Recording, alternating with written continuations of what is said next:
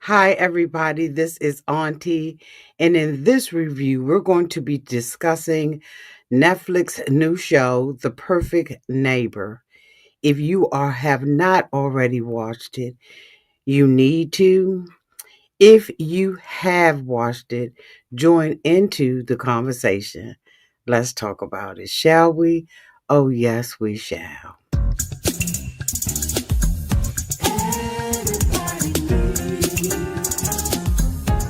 A sweet old auntie. Thank you, subscribers, and my listeners and viewers. All in all, who have been here through the long haul. Shall we get into it? Oh, yes, we shall. It's time for Auntie Advice. Sweet old. It's time for Auntie Advice. Oh, yeah. It's time for Auntie Advice.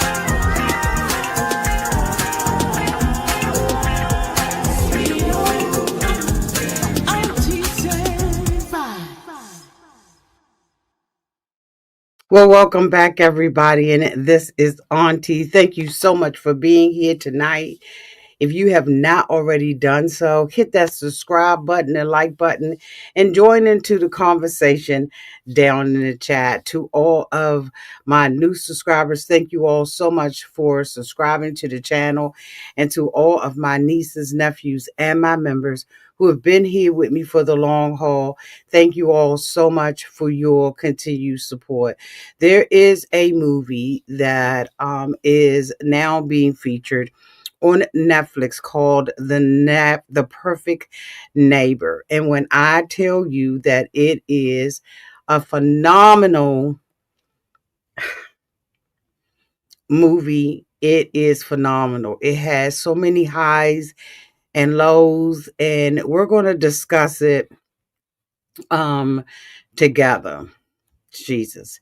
So, The Perfect Neighbor is a documentary that was filmed by Geeta, and it tells the story of a fatal shooting in Florida. And it was AJ, Shantrell Owens, who was 35 years old. She was a black mother of four children. She was shot and killed on June 2nd of 2023 by her neighbor, who was Susan Lorincz, I think it is, a white woman in Ocala, Florida. This film is built largely from police body cam footage, dispatch, audio, and 911 calls. It has very little narration to it as a way for you to be immersed into the views and the incidents and its content. It examines themes of neighborhood conflict, race, property territorial disputes, and the effects of self defense stand your ground laws in Florida. And if any of you all remember, one of the most monumental stand your ground was, I believe it was Trayvon Martin, I believe, was the young guy who was walking with the hoodie and the Skittles and was killed.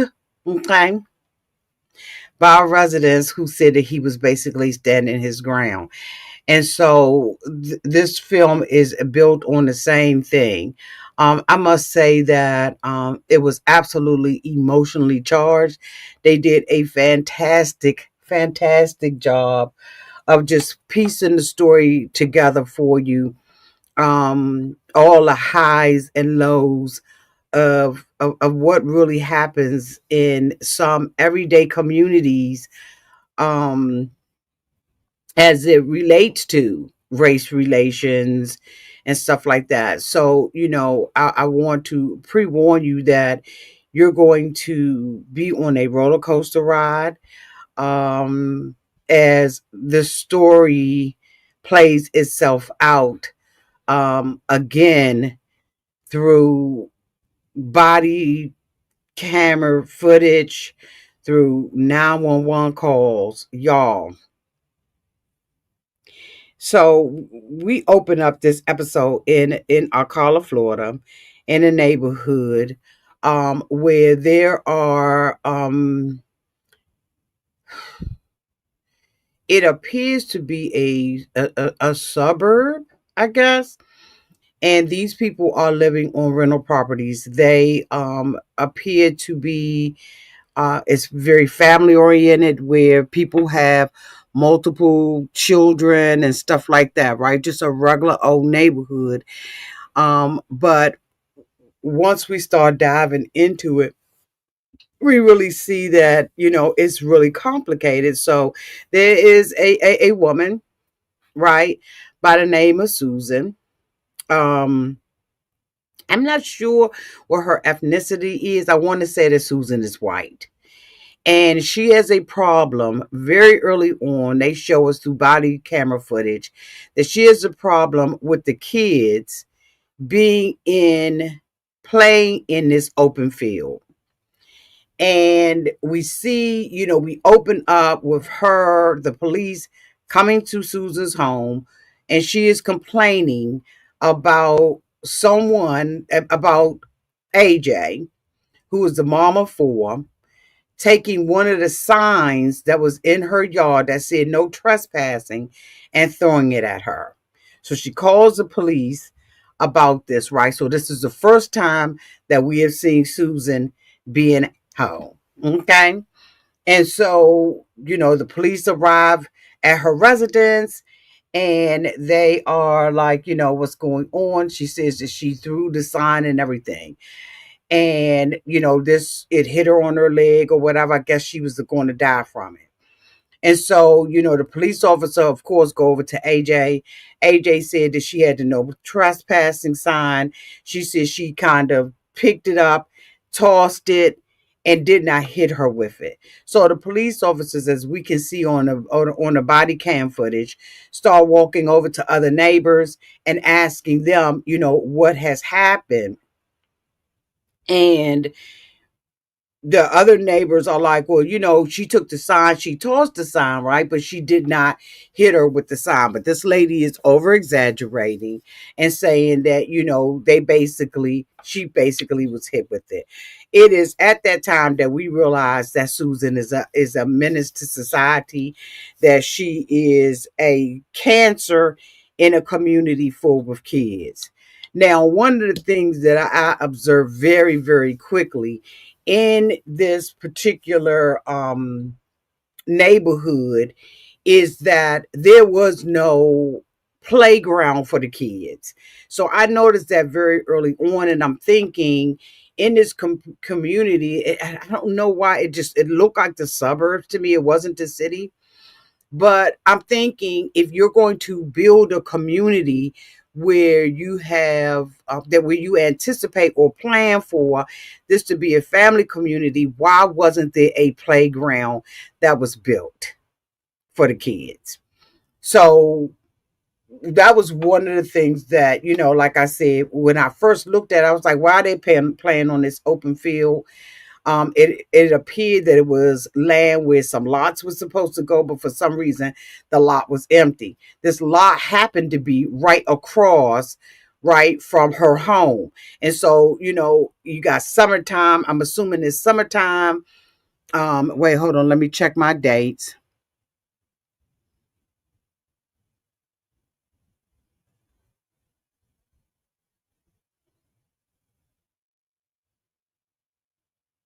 So it started in January.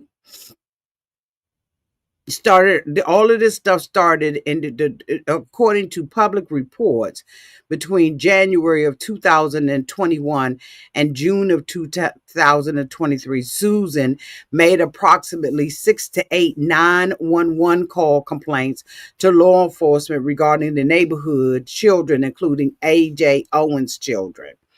And so, we see the kids. We know that at certain times, if you live in a neighborhood, right, just a regular neighborhood, that kids are going to be out for winter break, they're going to be out for summer break, and they're going to be out for spring break. And it seems like this was like one of those times.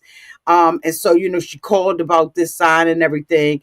And the police were like, look, don't throw anything. That's her sign. Now, none of these people were homeowners. Okay. Let me just say that they were homeowners. And Susan had indicated that the landlord had put that sign on there so that they would not trespass on her yard. One of the things that made me not believe that, and I wish that the police had questioned more, was if they all had the same landlord in common, why wasn't there no trespassing sign in everyone's yard? There was a gentleman who lived down the street who said that he didn't put the sign in his yard because he didn't want any issues and it didn't bother him. But the children in the neighborhood, it really bothered Susan, and she became extremely antagonistic against the kids. And therefore, if you are antagonistic against the kids, then you're going to have a problem with the parents. And so AJ, at this point is tired of it. The police officers are heard on body cam indicating that this is a regular occurrence with her, that she is always calling the police about these kids or about something in her neighborhood.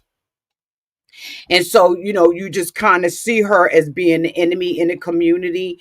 The other neighbors had nothing good to say about her whatsoever. And I'm just like, oh my goodness, right? So, we're watching this as repeatedly the police are being called by her for one thing or the other. She has also gotten to the point where they are saying that she is starting to videotape and record these children. Now, daggone well, children are going to be children. Now, I don't like a whole lot of noise myself, right? I live in a very quiet neighborhood. However, most of my neighbors' kids are little small kids. So by the time they get to be teenagers, they probably go, I'll probably be about 70, 75 by then. And they probably going to be getting on my nerve.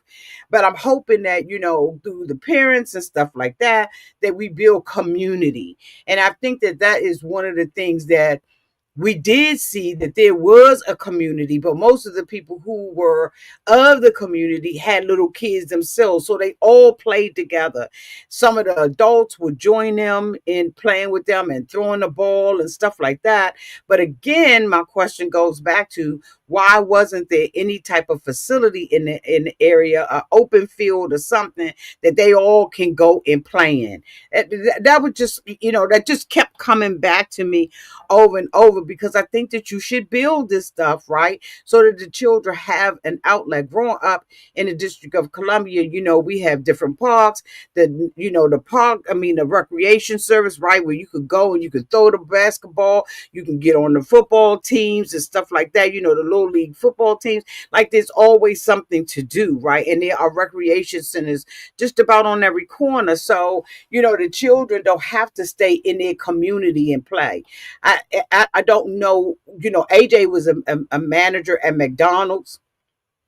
And they had mentioned that, she was all about her children, and that, she would tell them at McDonald's, if I got to take care of my children, I'm just not going to be here. But this woman was just annoyed at the very presence, a giggle of a child. I want to believe that she has some kind of mental illness. And I also believe that was coupled with entitlement. She felt like she was the boss, she was entitled, and she didn't even own the property. And that came up multiple times, that she didn't even own the daggone place that she was living in. Now, when the police that came to the house, they had told her, was there nothing we can do about this, right? She said she did not throw it. We talked to her. She said she didn't hit you with it, and so did the other neighbors who don't, have a dog in the hunt, right? And so she, got angry, and she was like, I'm going to move out of here, woo woo woo. One of the young ladies that lived on the block said that, when she had first moved there a couple of years ago, that, she had already told them that she was moving, and she wondered why she just did not move. And I believe it was because financially she didn't have the means to move out of there, right? She was a whole bunch of talk, but she finds herself in the same exact situation as all of the other kids. She claimed that, several of the children, especially AJ's kids, were trespassing on this vacant lot, which wasn't her lot. It was vacant. It was an open field that was adjacent to all of their rental properties. Though the lot was shared space and reportedly allowed neighbors access to it. She alleged that her children were making excessive noise, yelling, playing, skating near her sidewalk and property and refusing to obey when she asked them to move. We did not see any evidence of it. Now, we did see, in some of the scenes, some of the kids being sassy, but that was because she was causing so much chaos in the daggone neighborhood. She also claimed that the children had threatened her and said that they was going to kill her, and she said that she feared for her life.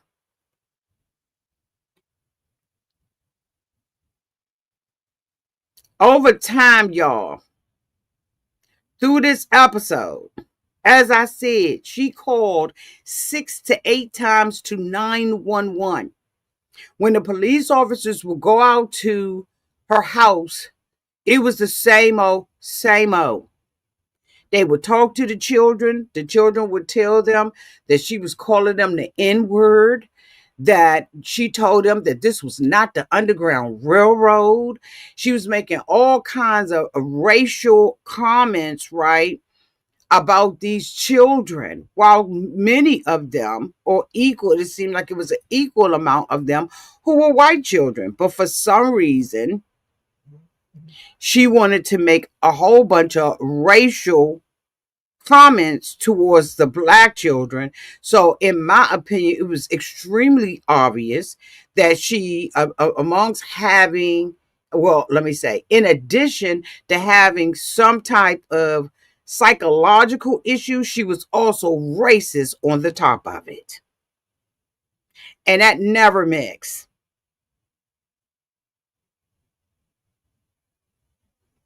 When you are growing up in a neighborhood where it's multicultural and it has different races and ethnicities.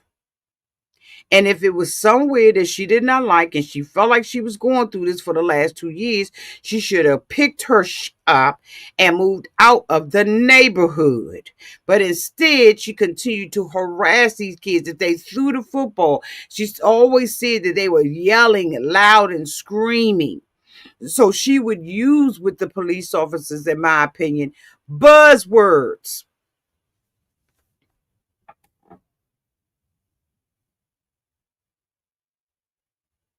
I was so disgusted. So it got to the point, as one of the police officers said, she's the only one that keeps calling. She's the only one that is complaining about the children. One of the police officers told her on another call, when she called about a sign. She called and told the police officers that one of AJ's children was trying to put a dog in her pickup truck. So they come out there because she is making this allegation, which appears that this child is hurting an animal. So they come out there. They're asking, where's the little boy? They went to her house. She said he was being so sassy, he even took a picture. So she shows a picture of the little boy, right? Basically telling her to kiss his butt. But, he had like a little picture, kind of was, But there was no dog in the picture. Moreover, when the police officers asked, there was no dog, period. No one had saw this child, Isaiah, putting a dog in the car, in her truck. Like she was calling for the most fraudulent, just lying through her fucking teeth about these children and just being a nuisance to society. And I don't know why this police department did not start saying, look, you are wasting resources. Don't call again because you're wasting taxpayer dollars on these frivolous telephone calls. I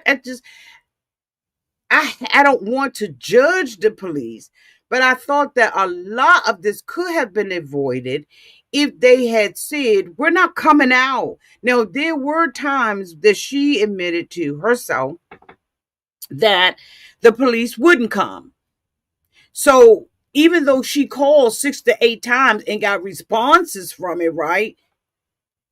She absolutely had some calls where they didn't take, but I was like, why isn't the city saying you're not going to use the resources anymore? Unless your house on fire, we're not coming back out. The police officers are telling her we would rather that these kids be out here playing than to be, committing crimes. They were innocent little children. Yes, children can be loud. Don't nobody want to hear all of that. When they're not your kids, the noise sounds different. Let me just say that, right? Because y'all know when I do my reviews, I try to be fair and look at it both sides. Sometimes you don't want to hear it.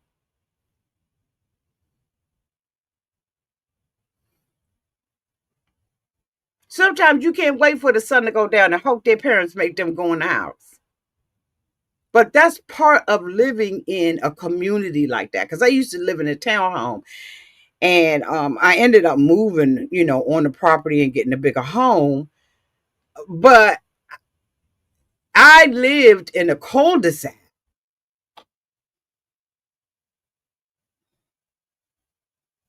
When the playground was out there, it'd be the kids at night on the day and the hood rats at night until the hood rats began to tear up the property. So they took the whole playground out. So if your children wanted to play, they had to either play in their backyards or they had to go somewhere else and play. But there are times when you do want peace and quiet. And so, it is, it can be a cumbersome sometimes, and it can be a little annoying, but it's going to be dark after a while. They're going to go in and get their bath and go to school. But summertime is different, right? And you make allowances for that, especially when you have your own child who out there too. You understand what I'm saying? And the community had gotten to the point where they were sick of it. They were tired of Susan doing this bull crap. Susan had went to a facility, somebody's property, and was ramming her car into a gate. They had to come to her house and say, look, was you ramming your car? Was somebody using your truck? She acted like she hadn't done anything. I was like, she has serious mental issues. But I'm telling you, I thought that the bulk of it was just sheer entitlement.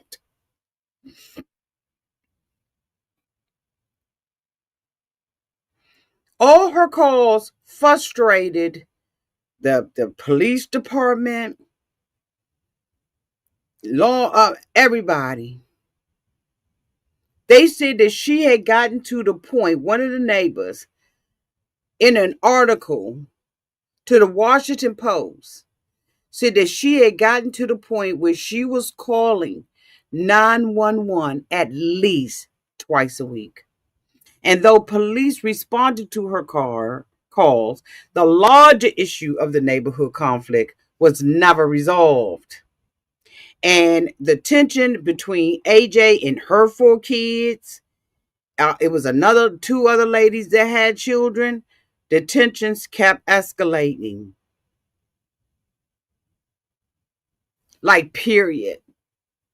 She hated those Owens kids, and when she would call, she would embellish these phone calls. She was verbally harassing these kids. with so many racial slurs. And the tension just kept building up. In an article in People magazine, it said, wait a minute, hold on, y'all. I'm coming. Y'all know I like to do a little fact finding with everything.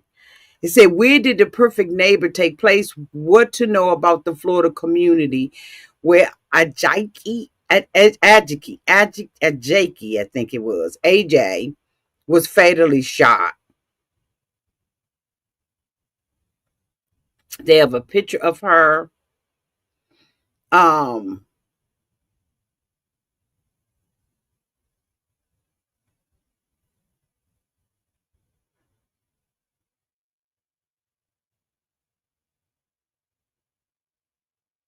the lady, as I said, y'all, she had begun recording the kids, threatening to beat them and using racial slurs. Um, she had told the police that she was the perfect neighbor. Thus, the story, the title of this documentary.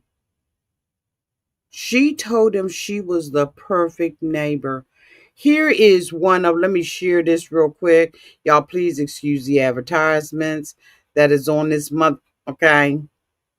See if I can close out as many of them as I can. But I want y'all to see her in one of the this was basically in the opening scene. Hold on, let me share it on my screen.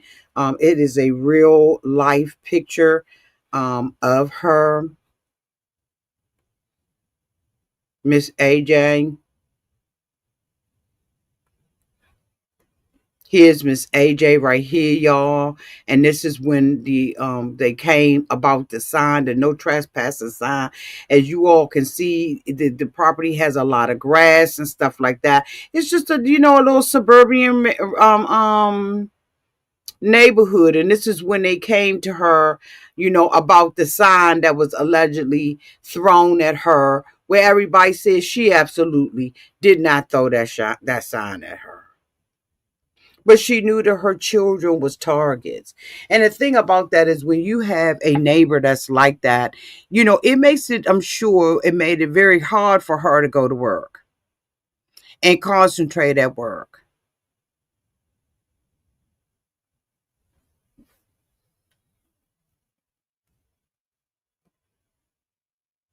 So this continues to escalate and escalate till one night the oldest son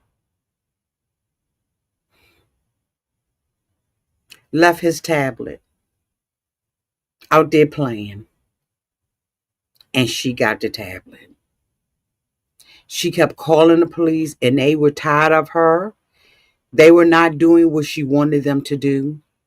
She had went down to the police station, y'all, to have a little boy locked up because she had indicated and accused the little boy of burning her no trespassing sign. Needless to say, they could not find a burnt no trespassing sign, and she did not have any footage. Now, this is the lady who says that these kids are doing these things. She's recording, but she didn't capture that. She didn't caption that. The police knew she was a menace. I don't understand why there was no intervention with her landlord. I just don't understand why she just wasn't being fined. I don't know if the community that I live in, we're very community, but I'm telling you right now, what you're not going to do is come and be a menace to society. One of the things that's different too is that we are all home owners and they were renters. So if your landlord, in my opinion, is not an advocate for the community and does not care anything about the community other than the fact that they're collecting rent, then you're going to have issues like this that's going to get unresolved, in my opinion. I think the landlord should have stepped in and said, number one, so when they talked to the guy down on the street, he was a white guy, and she was trying to get him to be in cahoots with her about that trespassing signs.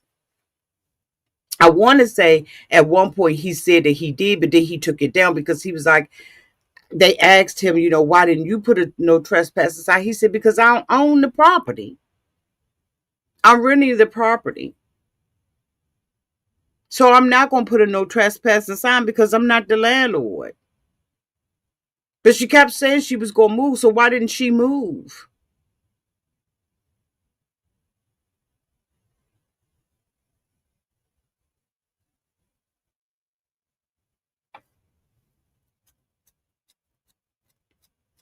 They came to her house about ramming her truck, like I was saying. And she was saying that it wasn't her. And they was like, so did somebody else drive your truck? I didn't understand what that was about. Y'all let me know down in the comments. Um, what are you saying? Hi, Ruth. I saw the trial on Law and Crime a year ago or so. It was so tragic what happened to the girl AJ. I felt the older lady was very entitled, racist, and mentally messed up and took a mother's life. Absolutely. But I don't know if they had an HOA. I just believed that it was someone who owned properties. So anyway, so she decides, right, this night, this little boy leaves his pad. She's had a couple of incidents with Miss AJ, but it's never escalated to this. Even the other residents was having incidents with this woman. And I think that she set this up, but the little boy left his pad. Now, mind you, she an evil bitch, and she probably was sitting in the window, and it was an opportunity for her to set this up. So we see it's dark, it's in the evening. The little boy realizes as he's playing and getting ready to go in the house that he don't have his pad. He sees her with his iPad, and he says, put my iPad down. Now, given the fact that the children nowadays are in grown folk conversations, there is hardly any table for just the little kids, as I believe people should bring that back. They should have never been. I think that the kids were in too much involved in what was going on. I gotta be real. The little boy told her, I want my iPad, put my iPad down. She decides she's not going to put the iPad down. The little boy, so now she's throwing, this grown woman is throwing roller skates at the kids. The little boy's brother was with him, and he said, don't throw them at him, throw them at me. So the little boy said, I'm going to go get my mother. And she told the little boy, go get your mama. I don't care. Meantime, in between time, we're looking at body camera footage of a police officer driving on his way to her house while she is dialed in to a 911 call. She has called 911 and told them that the little children are screaming, because they're always screaming. They're always loud. They're always disrespectful. They're always doing this and doing that. Absolutely, I think she set it up. She is afraid for her motherfucking life because children are outside. Now, mind you, what she did not say is, I have his iPad in my house. She did not say, I threw roller skates at them. She did not say, I'm out there calling them all kinds of N-words. She didn't say any of that.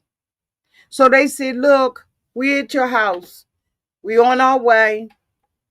Give us a few minutes to get there. All right, chill out. Keep your ass in the house. Don't go outside. Don't antagonize anybody. Stand down.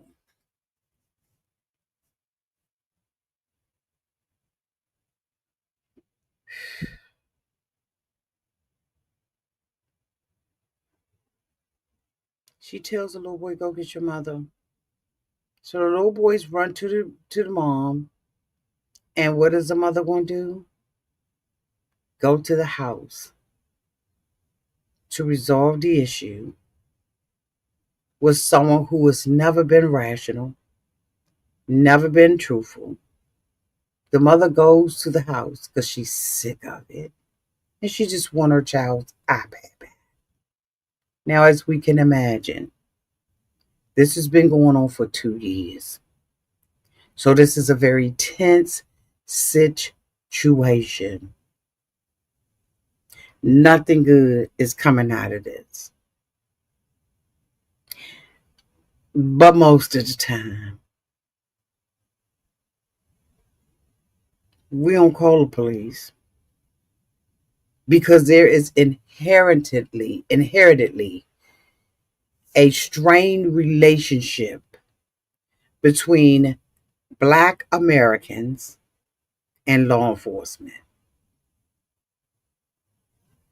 It just is. Our first instinct, and I ain't speaking for everybody, I'm just speaking on what I know and what I've heard. Our first instinct is not to call 911. Our first instinct is I'm going to go down there, I'm going to whoop that. I'm going to handle this myself. I'm going to get in trouble anyway. Because even when she went to the house and they had no evidence that the mother had done anything, it was giving her warnings. For what? So there was, I think, an understanding with law enforcement that everybody knows she lied. But at the end of the day,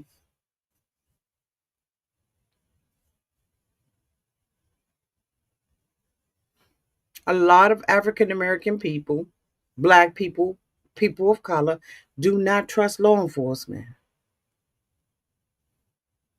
That's been going on for years.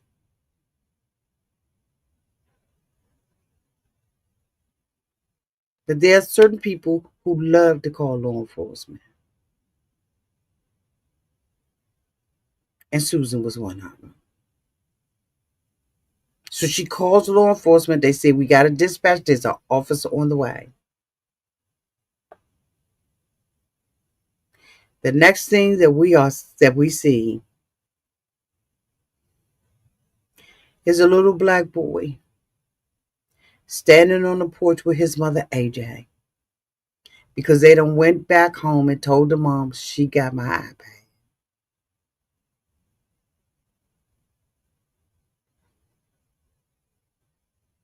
The little boy is standing on the porch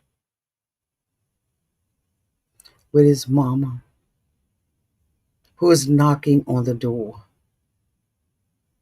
to get her son's iPad to handle this, who is out here throwing skates at little children. Susan takes it upon herself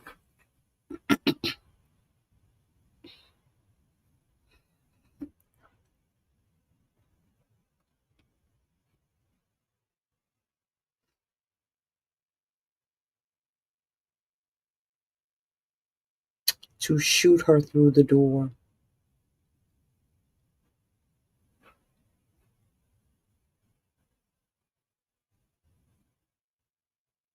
While the little boy is standing there beside his mother.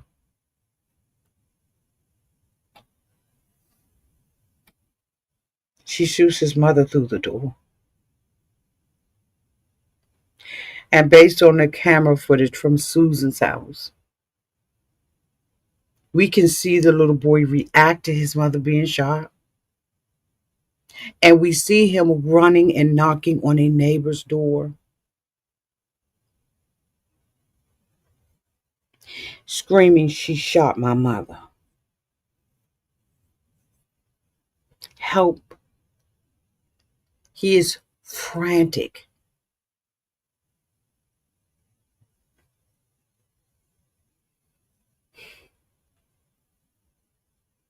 And I'm like, oh my God. I remember this case. That's what I'm getting ready to start doing law, crime, y'all. I'm telling you, I'm going back to my crime stories. He said, she shot my mother. She shot my mother. She shot her through the door.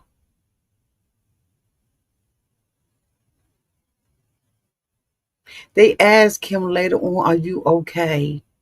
Because he had to move. They start working. They call 911. The neighbors are coming out. The kids are out. The parents are out. Like everybody's out, right? Later, oh,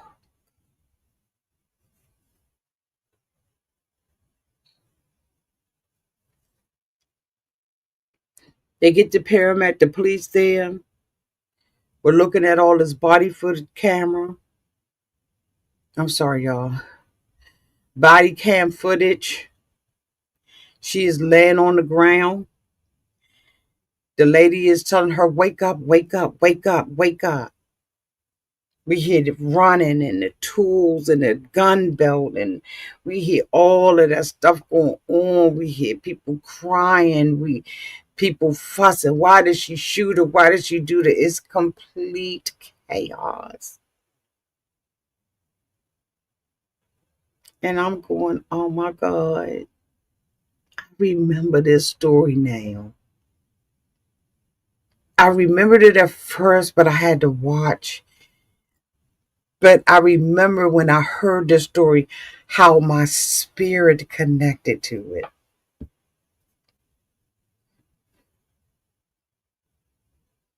They go down to help her. They have to pull little Izzy back, Isaiah. They pull him back. He's crying. "She shot my mother." They're asking him what happened. In the midst of all this chaos, another officer, and he's saying, "We went over there because she took my iPad. My mother went over there. I went and got my mother, and she was throwing skates at us. I went and got my mother, and then she shot my mother through the door. My mother was banging." He said, "My mother was banging on the door, and she shot her."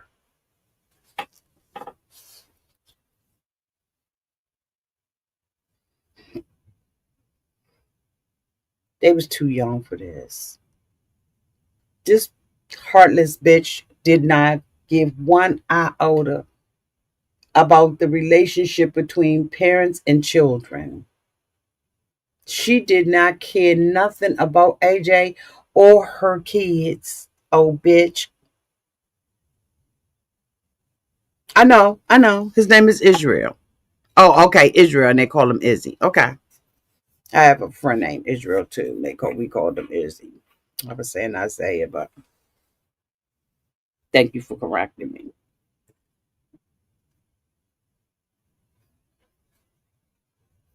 So I'm watching because I remember she died. But to see that woman laying on that ground,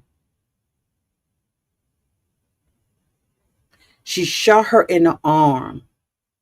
When they got there, you could hear them saying, "There's no exit wound." And when there's no exit wound, it means that that bullet has gone in there and traveled through the body. And it done tore up some shit. They're trying to get the kids back, calm the neighbors. They end up getting him away from her, the children. They got the cameras and stuff on him on the porch. He's just crying. They like, it's okay. He's like, where's my mother? Is she alive? Is she moving? He wanted to know, is my mother moving? And they was like, she's moving. He said, I want to see her. I want to see her. Because he didn't see her mother moving, and neither did I. She said, well, we took her to the hospital. She's gone to the hospital. One of the female cops, she was like, they took her to the hospital because we didn't have, the hospital has all kinds of equipment to help her, and we did not have it here to help your mother. So she's at the hospital.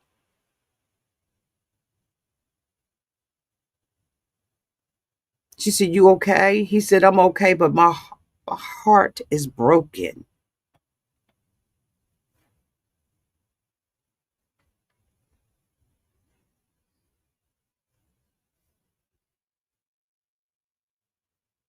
Because he felt the weight of leaving his iPad. He's just a kid.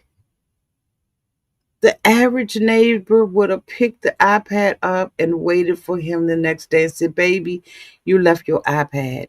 The average neighbor would have walked and knocked on the door. Izzy left his iPad. Is this Izzy's? Even if Izzy had came through the door, the average parent would have said, you ain't even got to be a parent. The average human adult would have said, Izzy, you this your iPad, baby? Yeah, now you have to make sure, you keep your stuff. Even if you chastise them. Now, you got to keep up with your stuff because I know your mother paid a lot of money for this. So you got to keep up with your stuff, okay? Izzy, don't leave your iPad at home. You bring it outside. Matter of fact, stop bringing it outside, okay? Because your mother worked hard to make sure that y'all had. You know what I'm saying, y'all? Just common neighborhood ethics and decorum and behaviors.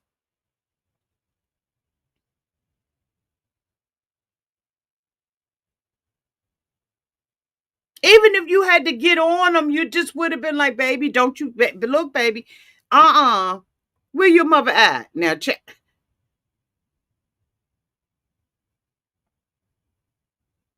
That's just being neighborly. When we growing up in DC as a child, I've been in DC all my life, except for a few years, but I didn't do elementary in DC. My siblings did, I didn't, because we called ourselves moving.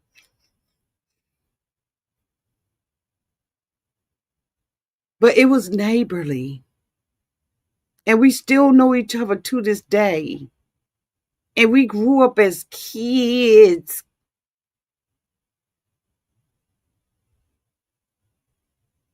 We still know each other parents.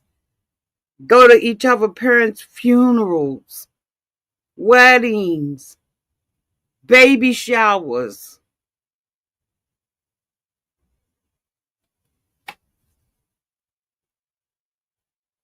It's neighborhood.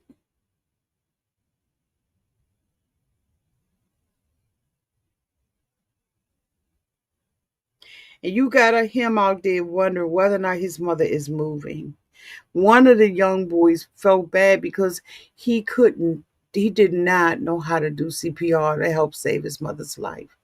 But the way that body tore through her body wasn't no saving it. That is one of the things that you learn when you go and get your concealing license. Let me throw that in there. When you go and get your conceal and carry license, you realize what a bullet will do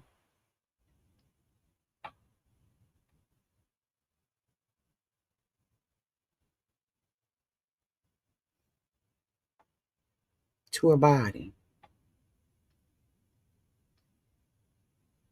He didn't know how to do CPR. But as a kid, he shouldn't have to know that. He should be able to play and run and scream and holler and be mischievous. Because even the police officer said these same streets, I used to run these same streets and do the same thing because just being a kid. Now, after a while, a kid ain't a kid no more now.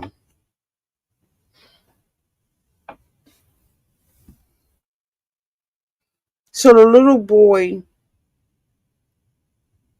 says that he has a broken heart.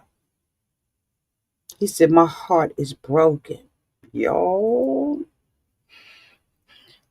when I tell you Auntie won't no good, Auntie won't no good.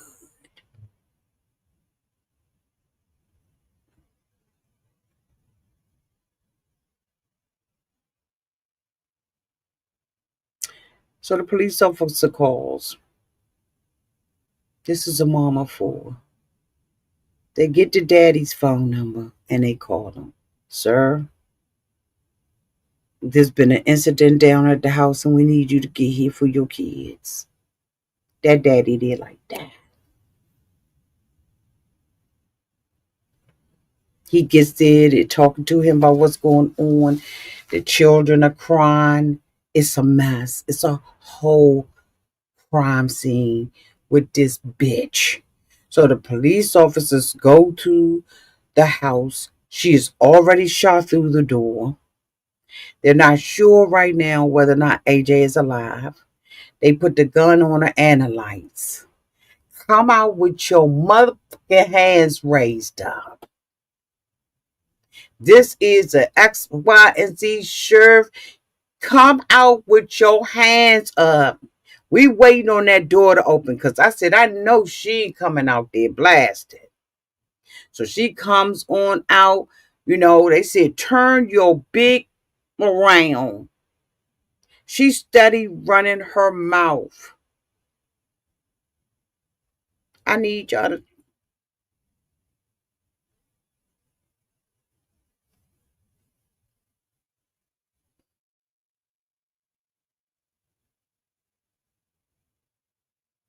And every fiber in my body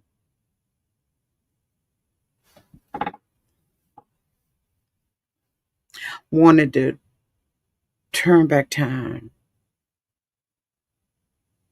to live in that community and whoop her whole entire.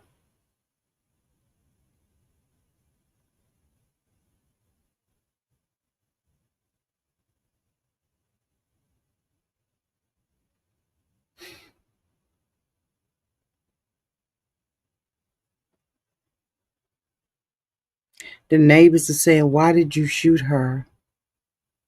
As they dragging her out of there. She said, because I thought she was going to kill me.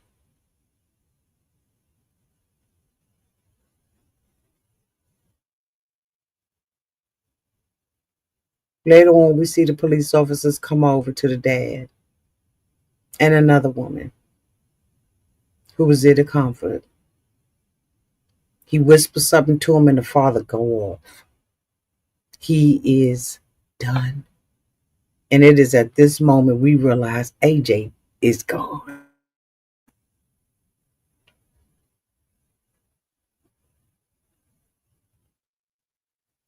And he is to tell his kids.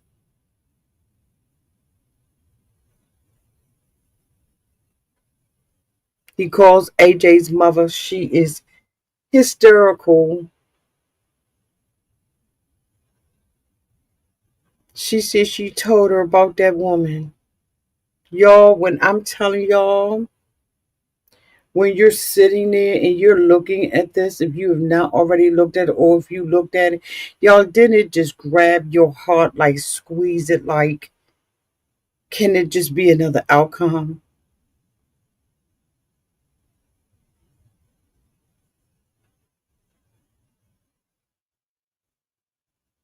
So he gathers his kids because he wants to tell them. I transcribed what he said. I transcribed it. Where is it at?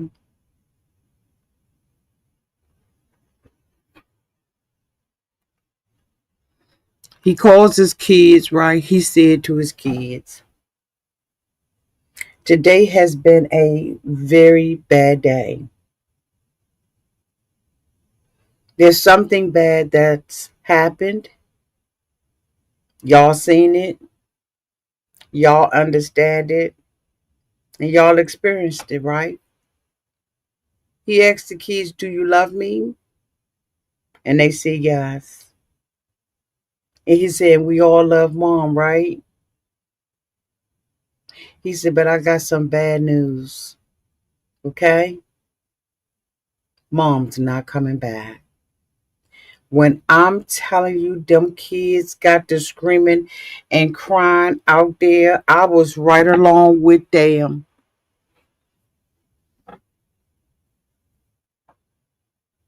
She picked a good man because he handled that with such grace and the strength of a man.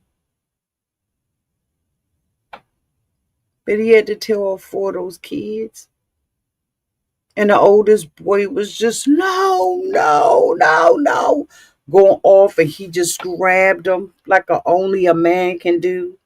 Because a daddy grip and hug is different than a mama's. I don't care what nobody say.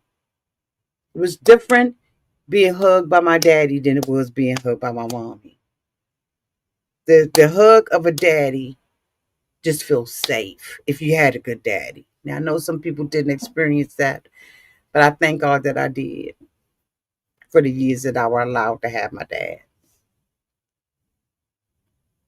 But he grabbed those kids and he said, no, no, no. He held them kids. It's gonna be okay. Y'all, I'm doing everything I can. I'm doing everything I can to not be out here on this good old YouTube crying.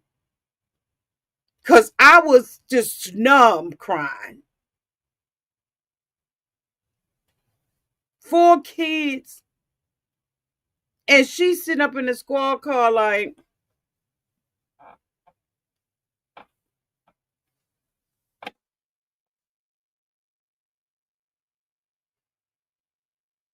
the neighbor yelled at her, you old bitch. They calling her all kinds of stuff.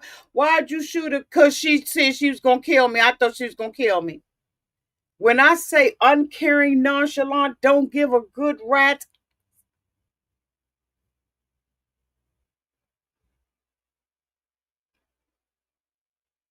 It didn't bother her at all. They get her down to the police station. They put her in a little room. She sat up in there like, it's cold. All right, got my story together up in this mother. She was calm, which in my opinion means she conspired to do that. She did not care nothing about what happened. It was like somebody else did this shit.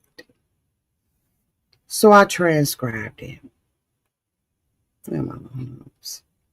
So it was another detective and a detective Peterson. And they said, okay, we're trying to clarify all the events that happened tonight and to try, because we really only have statements from the people that were there. And we would like to get your side of things.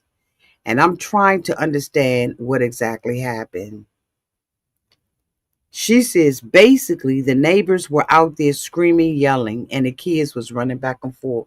She a lie. But this is her MO. She said, I had a headache. I went inside and went and laid down, and it finally got quiet. Once it got quiet, I came outside and three boys were there. And they was on my yard. Now, mind you, she don't own shit. that they was on her yard. And she said, come on, guys, y'all need to leave. Y'all trespassing. And the little boy said something to her about his iPad. Give me back my iPad. Put my iPad down. I'm going to tell my mom.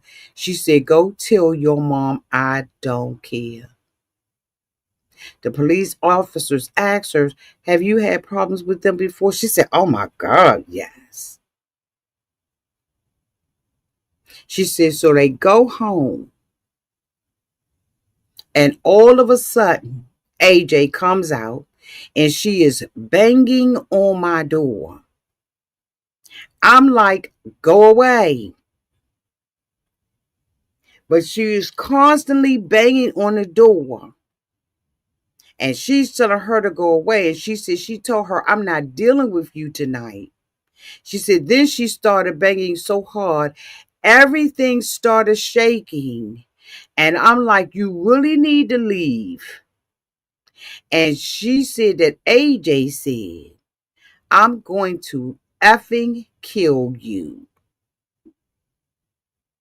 And she said, and she is just basically banging away. Then she goes on to say, I'm like, since she actually tried to hurt me before, it's getting worse and worse. And like, I don't know what to do with her. She's banging so hard that I thought the door was going to fly off. And I just panicked. And I was like, oh my God, she's probably going to kill me this time. This time, as if she tried it before. She says, so I don't actually remember even picking up the gun. I just remember shooting.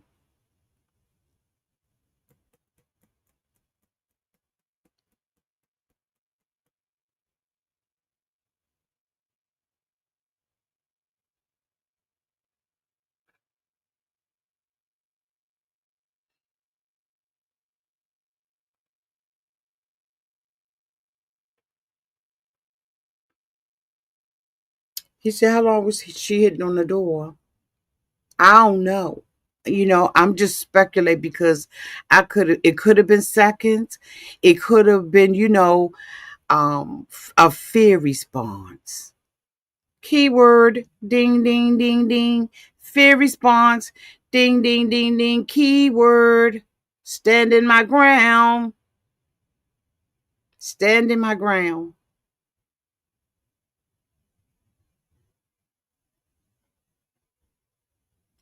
She said, I was in the bathroom and I came out the bathroom and she was still banging on it. So I don't know how long it took, maybe a minute or two. They said that you didn't try to call 911.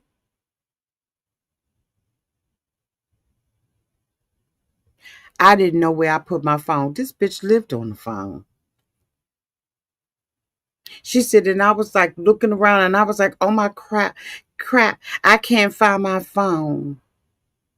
He said, okay, so, but you had already contacted 911. Did they advise you that someone was responding, that an officer was responding since I was coming out? Yeah, they told me not to come out. I'm like, okay, I deal with this as usual. So the police officer said, so what's the deal with the roller skates? He said, because again, we talked to a lot of people who were outside and everything that's kept, these boys keep leaving their toys around. The other day, oh my God, I almost killed myself going out. I had a really early morning doctor's appointment and I didn't see the skates and I almost killed myself.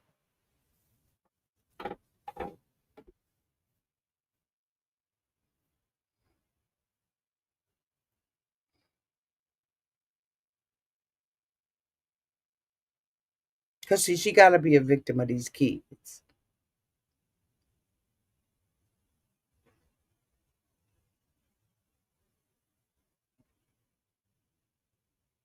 She got to be sick.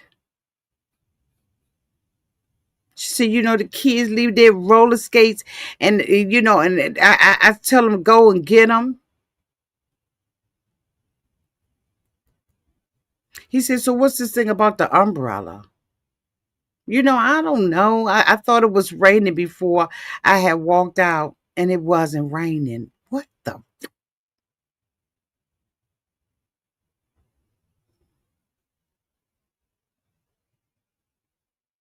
She says that she wasn't swinging the umbrella because she was still in the vestibule.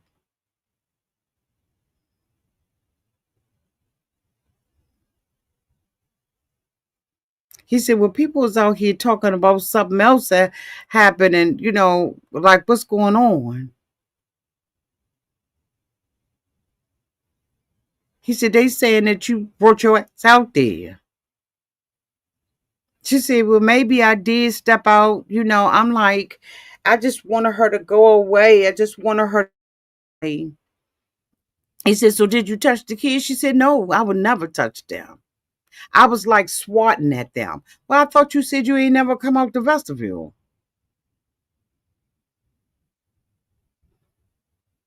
So how was you swatting them away? How was you swatting them away?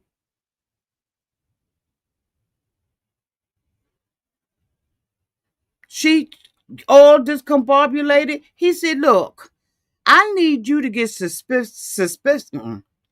specific about this because this is a big deal. Someone was dead. Then all of a sudden she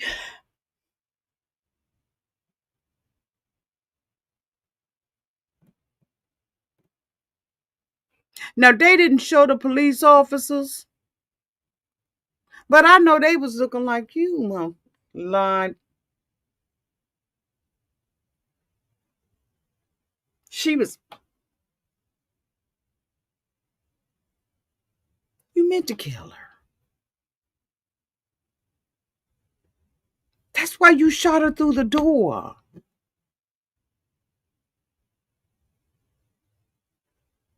You know exactly what you was doing.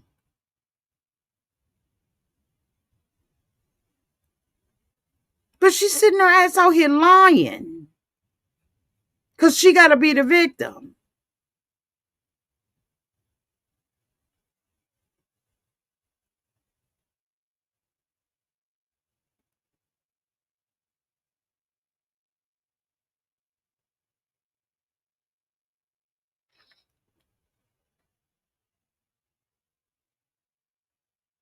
He said, when we have to go through making a judgment decision where we might have to talk about how you pulled that trigger.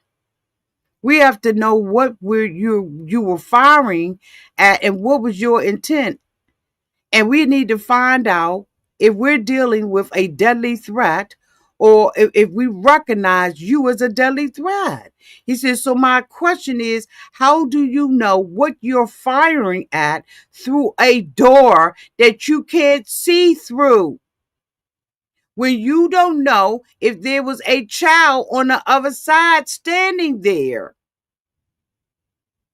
So I'm asking you, bitch, Ish, what were you aiming at and what were you intending to do when you fired that gun? I was just fearful for my life.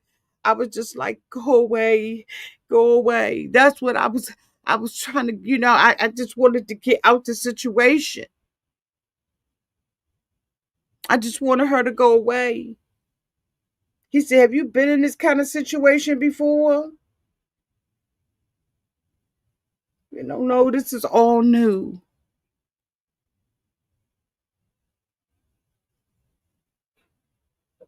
Needless to say, they let her go home while they did an investigation. Honey, let me tell you, they was marching through the streets down to the courthouse because the black lady said, if it had been one of us, you'd have locked us up until you did the investigation. But she at home. Child, they vandalized her house in some more. They told her when she went home, it ain't safe for you to be home. You need to go and stay in a hotel. Because what we not gonna do is put you under no witness protection program. We ain't watching out for you because you've been a nuisance in the hood. The community is rallying together. They are pissed and saying no. What we not gonna do is keep her out and she's innocent. But because it's a Florida state your rule, like some states, you got to know, like, right, you don't really know what your state, your state laws about guns and stuff like that are, unless you own one and you've had to take your classes and stuff like that. Then or if you are signed up to the wait a minute, let me give y'all the where to sign up at. I can't think of it right now because I got this on my mind. But let me drop this downtown in the chat. Okay, so Okay. Hold on, let me drop this down because I got this on my phone, boo. Trust me on that. Okay. Yup. Okay.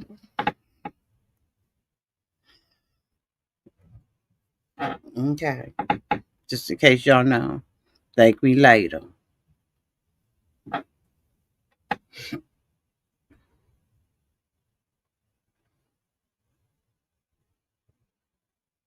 So eventually, they pressing and pressing and pressing. They are pressing.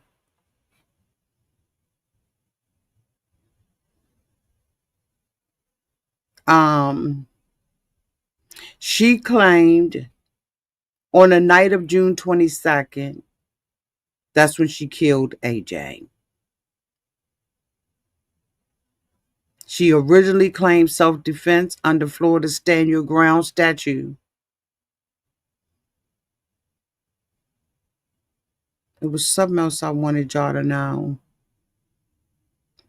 At 8:54 p.m., she placed her first 911 call. So I'm going to read y'all that because I transcribed it. Okay. We get to it. Not Windows.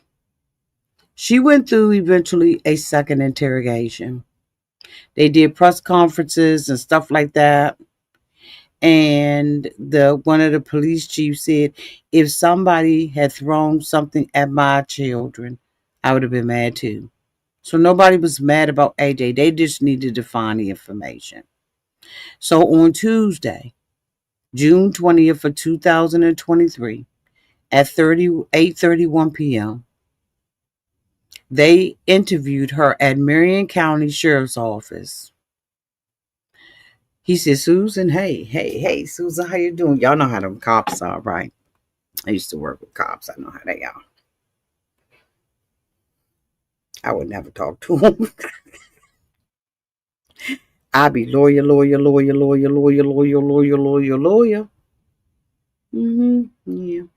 No, ain't nothing to say. Nothing. Anyway, I digress because this ain't about me. So I transcribed this. Y'all hold on. So the police said, I just want to clarify a few things. Has anything ever happened like this to you before? Someone trying to break into your house or hurt you? No, nothing like that. Nothing has ever happened to me before. He was like, okay, because you gotta have good cop, bad cop. There's two cops in the room. He said, okay, because, I just wanted to see if there was any similar experiences. Like when we talked earlier about unreported actual abuse and DV and that time you were robbed by some men. So today we were talking about what happened with this woman, the one who passed away. You said you'd known each other for like 3 or 4 times over a year and a half or 2 years, right? She said, yeah. He said, so is there any reason anybody might have a video of you calling them using the N word? She said, I don't have no idea. And if I did say it, get over it. It just slipped out.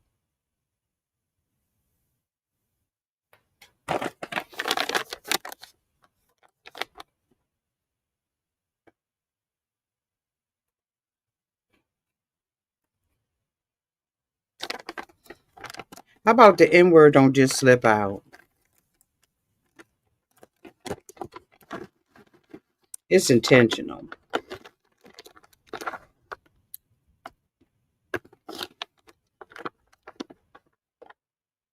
Because if I did say it, get over it. I will. What? And what?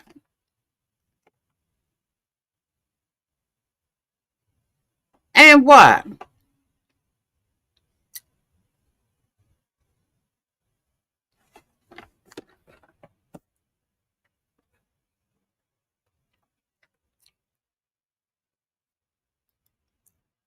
He said, so in what context would that just slip out?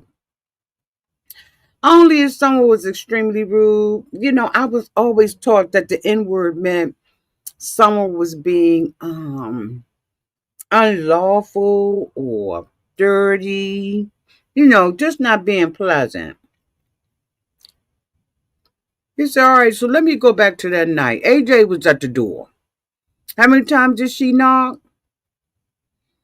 She was like three loud bangs. I was like, wow, that sounds about right.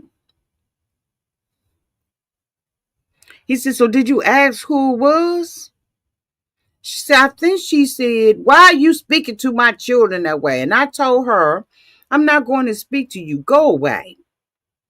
If I said if she had a problem, she should have called y'all. Like, honestly, if she thought something was wrong, I don't understand why she just came over pounding on my door, screaming and yelling. She knew she was. He said, so what happened after you told her to go away? She said it got quiet for like a little bit. And then she started pounding again, like really hard. She was relentless. He said, so for how long would you say? Like 10 seconds, 2 minutes? Then she said, no, probably 20 or 30 seconds easily. He said, so when it first went quiet after the pounding, where were you? I went to wash my hands. They knew right then her ass was lying. What are you washing your hands for? Was you cooking? Was you She said, I didn't realize that it was the door at first. And then I went to the bathroom. Then I heard it again. No, you a lie because you had already called the police. But anyway, he said, so during that quiet moment, you thought maybe she had left and you were washing your hands in the bathroom. Then the pounding and the yelling started again. And so what did you do then? She said, I went to the kitchen looking for my phone. I'd put it down somewhere and started panicking. She kept banging and yelling, I'ma kill you. Get out of here. Get out here. Get out here. She said, I had nowhere to go. I was trapped in the kitchen. There's only the sliding door, but I couldn't escape. She was pounding so hard, the mirror on the wall was shaking. He was like, so when she started pounding again and yelling, that's when you fired the gun? How long do you think all that lasted, Susan? You lying. She was like, about 2 to 5 minutes. She said, it felt longer. I kept thinking, you guys were coming, but because I'd already called earlier, but no one came. She just kept banging and screaming, and I thought she is going to kill me this time. He said, so let's get a better sense of the time, Susan. When you first called 911 about the kids trespassing and then hung up, how long before she started pounding on the door? About 10 minutes. He said, okay. So, Susan, you ain't stupid.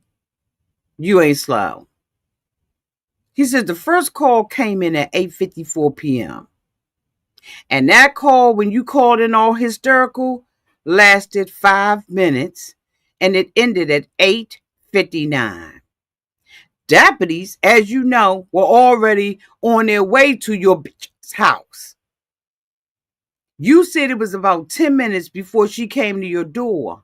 But your second 911 call, when you said the lady is banging on my door and I shot her through the door, that came, excuse me, that came in at 901.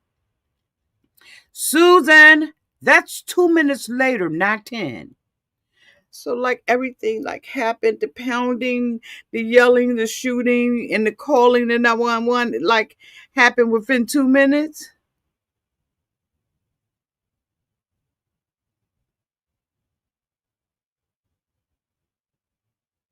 I understand that, but to me, it just felt much longer.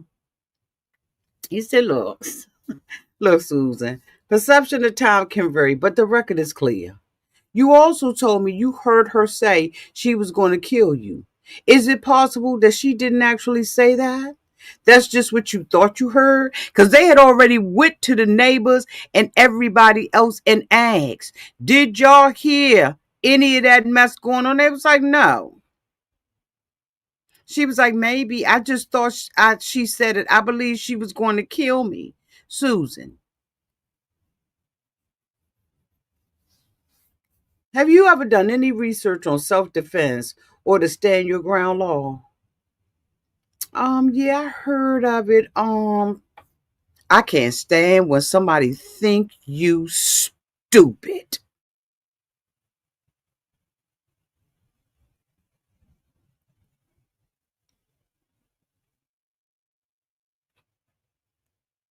Exactly. No one else said they heard AJ yell that she was gonna kill that woman.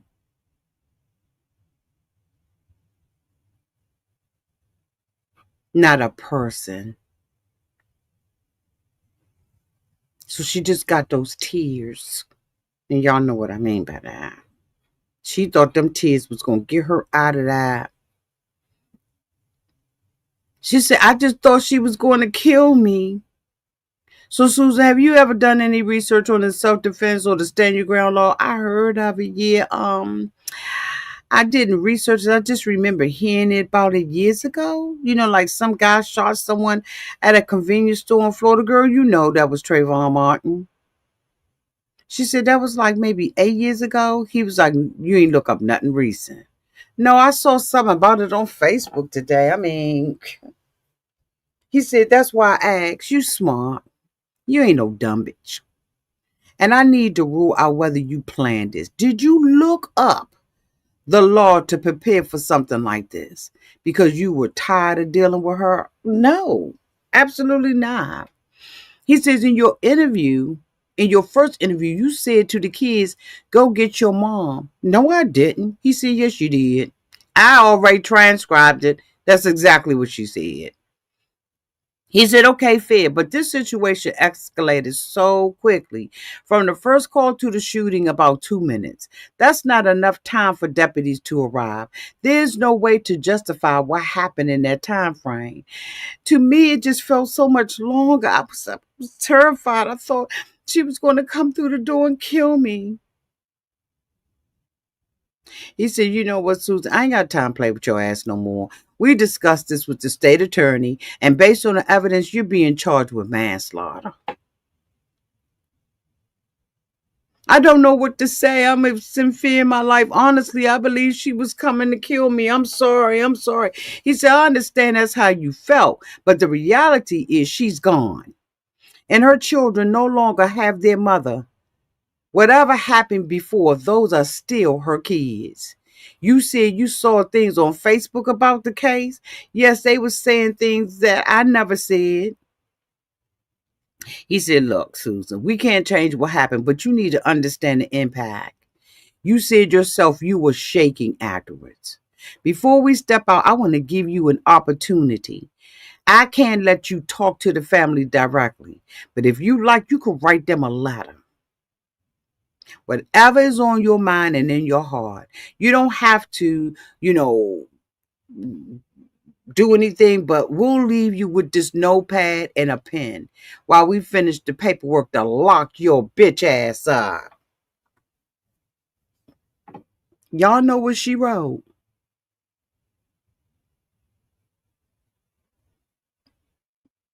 Y'all know what she wrote to those kids. Those kids that she took their mama from. She said, I'm so sorry. I shot your mother out of fear. She said, in quotes, I am so sorry for your loss.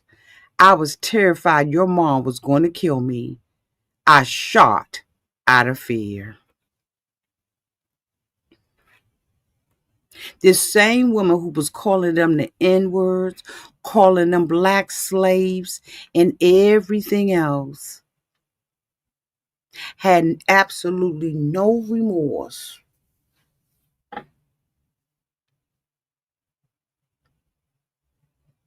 The iPod wasn't in her yard. The iPod wasn't in her yard. The iPod was outside, and she wouldn't got the iPad from the kids. It wasn't in her yard. I was answering Butter Cookie 1984 question. She blamed the mother for, just like C.S. Truth said, she blamed the mom. They were expecting her to have some kind of remorse, some kind of humanity, but she just didn't. And you know what? I hope she's living her best life because she has 25 years. That jury of her peers found her guilty.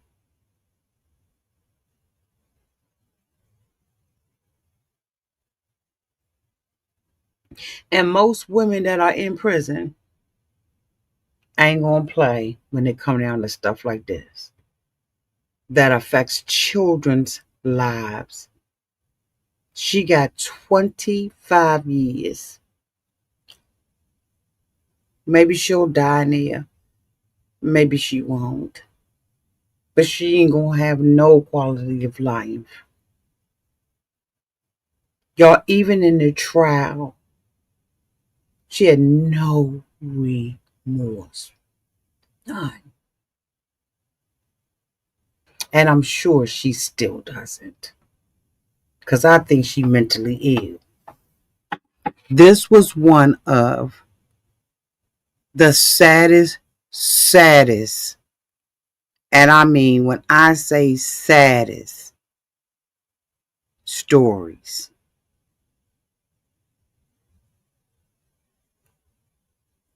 Um, Hold on, y'all.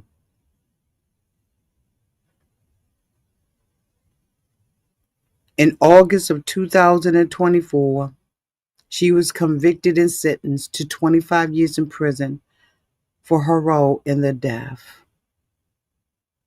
of this woman for a feud that went on from January of 2021 to June of 2023. May she rest in peace. I am praying that her children are doing well and that they don't have any guilt. They didn't do anything wrong. They were just being kids. And here you have this woman who just did not care about these kids. None of them.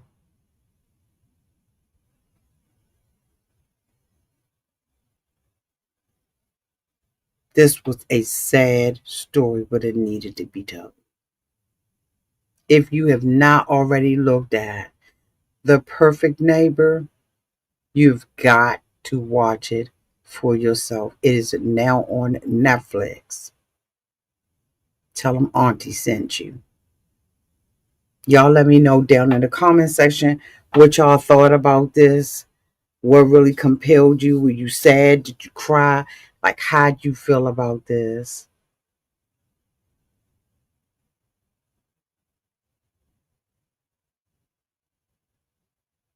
Tell me how you felt. It was devastating to me. Anyway, I love y'all. Y'all have a great night on purpose.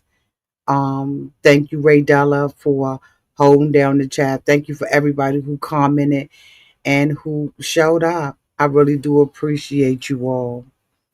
Thank y'all so much for being here. Don't forget on your way out to hit the thumbs up and to hit the hype. YouTube is doing a new thing where they're asking people to hype the videos. Please give me a hype. You get an opportunity to do 3 of them, and I would appreciate that. I love y'all. Y'all have a great night on purpose. Bye.